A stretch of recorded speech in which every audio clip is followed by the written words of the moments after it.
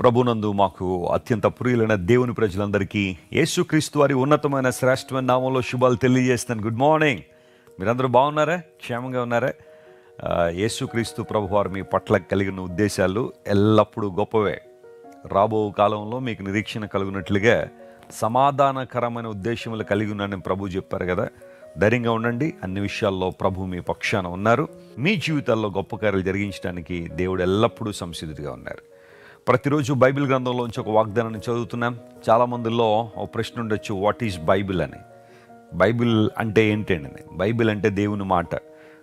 తెలియక కొంతమంది బైబిల్లో అక్కడక్కడ దేవుని మాటలు ఉన్నాయనుకుంటారు. అక్కడక్కడ కాదు, ప్రతి మాట దేవుని మాటే.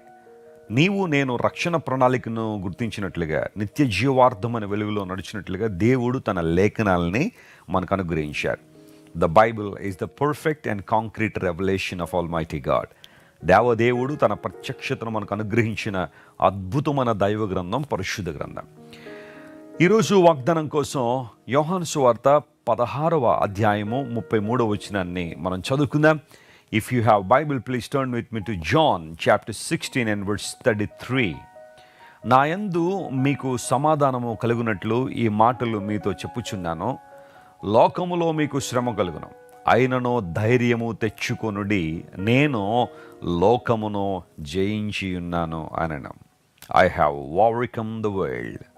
యేసు ప్రభు వారు చెప్పిన మాట ఇది, నేను లోకమును జయించి ఉన్నాను. ఆమేన్. మనం ఆరాధిస్తున్న దేవుడు, మనం ఎవరినైతే అనుసరిస్తున్నామో, ఎవరినైతే ఫాలో అవుతున్నామో ఆ దేవుడు, మనల్ని పిలిచినవాడు, నమ్మదగిన దేవుడు లోకాన్ని జయించాడు. ప్రభువా, నువ్వు పరలోకంలో ఉన్నావు, ఈ లోకంలో ఉన్న సమస్యలు నీకు తెలుసా? ఈ లోకంలో ఉన్న సమస్యలు, శోధనలు నీకు అర్థమవుతున్నాయా అని మనుష్యుల హృదయాల్లో ఉన్న ప్రశ్నకు సమాధానం ఇవ్వడానికే దేవుడు ఈ లోకానికి నరావతారిగా మనుష్యాకారంలో ఆయన వచ్చారు. భూమి మీద ఆయన సంచరించి మనం ఎదుర్కొంటున్న ప్రతి శ్రమను, ప్రతి ఇబ్బందిని ఆయన కూడా ఎదుర్కొన్నారు. చివరిలో ఆయన చెప్పారు, నేను లోకాన్ని జయించాను, మీరు కూడా జయించగలరు. లోకంలో మీకు శ్రమ కలుగుద్ది. కొన్నిసార్లు నువ్వు ప్రభువుని అంగీకరించినందుకు, సత్యాన్ని నీ హృదయంలోనికి ఆహ్వానించినందుకు, యేసుక్రీస్తు ప్రభుని దేవునిగా నువ్వు గుర్తించినందుకు శ్రమ రావచ్చు. నీ కాలేజీలో, నీ యూనివర్సిటీలో, నీ హాస్పిటల్లో, నువ్వు పనిచేస్తున్న ప్రైవేట్ ఆర్ పబ్లిక్ సెక్టార్స్లో, గవర్నమెంట్ సెక్టర్లో కొన్నిసార్లు నీకు శ్రమలు, ఇబ్బందులు రావచ్చు. శ్రమ వచ్చిందని నువ్వు కృంగిపోవాలని దేవుడు ఆశించట్లేదు. ప్రభు అలాంటి సందర్భంలోనే తన వాగ్దానాలు నీ హృదయంలో ఉంచాలని కోరుతున్నాడు. నువ్వు వాటిని జ్ఞాపకం చేసుకొని దేవుడు ఆశిస్తున్నాడు. ధైర్యము తెచ్చుకొనుడి. ఎందుకంటే దేవుడు మనకు ధైర్యాన్ని ఇచ్చేవాడు. ఆయన భయపడద్దు, భయపడద్దు, భయపడద్దని ఎన్నోసార్లు లేఖనాల్లో రాయబడింది. ప్రపంచంలో డాక్టర్లు తెలియచేసిన మాట ఏంటంటే 353 రకాల భయాలు, ఫోబియాలు ఉన్నట్టుగా వైద్య శాస్త్రవేత్తలు గుర్తించారు. అయితే అంతకన్నా ఎక్కువగానే బైబిల్లో భయపడద్దనే మాట రాయబడింది. దేవుడు ప్రతి సందర్భంలో కూడా మనకిస్తున్న ఒక వాగ్దానం ఏంటంటే భయపడద్దు. ఒకవేళ దేవునికి మనకు ఒక ఫోన్ ఫెసిలిటీ కనుకుంటే, ప్రతి ఉదయాన్నే దేవుడు మనకు ఫోన్ చేసి do not fear, don't be afraid అనే మాటనే మొదటిగా మనకు చెప్తారేమో ఆయన. ఖచ్చితంగా ఆ మాటను మనం నమ్మాలి. భయపడద్దు. ఏ విషయంలో భయపడుతున్నావు ఈరోజు? దేని కొరకు అతి తీవ్రంగా కృంగిపోతున్నావు?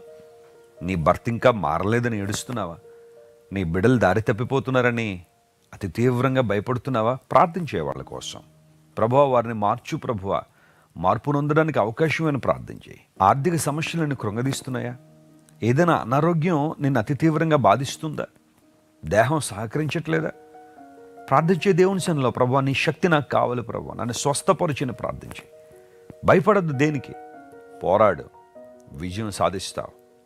అడుగు ముందుకేస్తూ ముందుకు వెళ్ళు. దేవుడు నిన్ను బలపరిచే దేవుడు. ఆయన నన్ను బలపరచు, నా దేవుని యందు నేను సమస్తము చేయగలను అన్నాడు అపోస్తలుడైన పౌలు. ధైర్యం తెచ్చుకో. యేసు ప్రభు చెబుతున్న మాటలు, నా యందు మీకు సమాధానము కలుగునట్లుగా. యేసు ప్రభు ఇచ్చే సమాధానం ఎంత గొప్పది అంటే, ప్రతికూల పరిస్థితులు ఎన్ని మన చుట్టూ ఉన్నా పీస్ఫుల్గా బ్రతకగలిగే కృపను దేవుడు మనకిస్తాడు.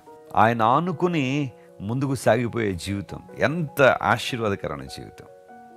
ఈరోజు దేవుని వైపు చూడు, బలమైన కార్యాలు జరుగుతాయి. ధైర్యం తెచ్చుకో. దావీదు భక్తుడు అంటాడు, దేవుడు నాకు వెలుగును, నాకు రక్షణయే ఉన్నాడు, నేను ఎవరికి భయపడుదును అనే మాట దావీదు భక్తుడు మాట్లాడుతున్నాడు.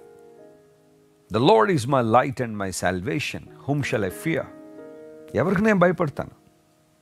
దేవుడు నాకు వెలుగుగాను రక్షణగాను ఉన్నాడు.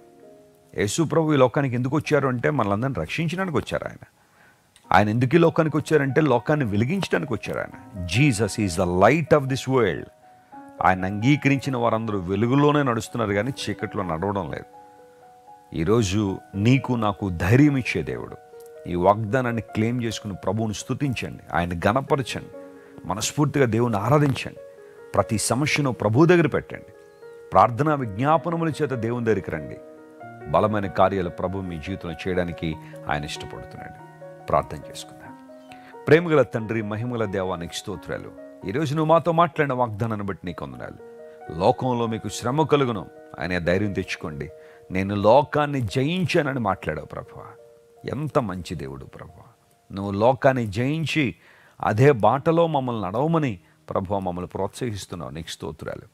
నువ్వు ఓడిపోయి మమ్మల్ని జయించమనలేదు, నువ్వు జయించావు కాబట్టే మేము కూడా జయ వీరులుగా ఉండాలని ఆశిస్తున్నావు.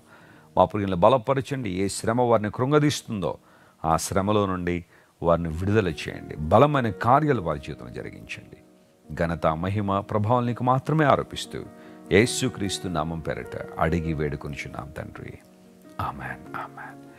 God bless you dear friends. ఈ వీడియో మీకు ఆశీర్వాదకరంగా ఉంటే అట్లీస్ట్ ఒక 5 to 10 పీపుల్కి వీడియో షేర్ చేయండి. తద్వారా వారు కూడా దేవుని మాటలు వింటారు, ఆత్మలో ప్రోత్సాహాన్ని పొందుకుంటారు. God bless you. Have a wonderful day. క్రైస్తవ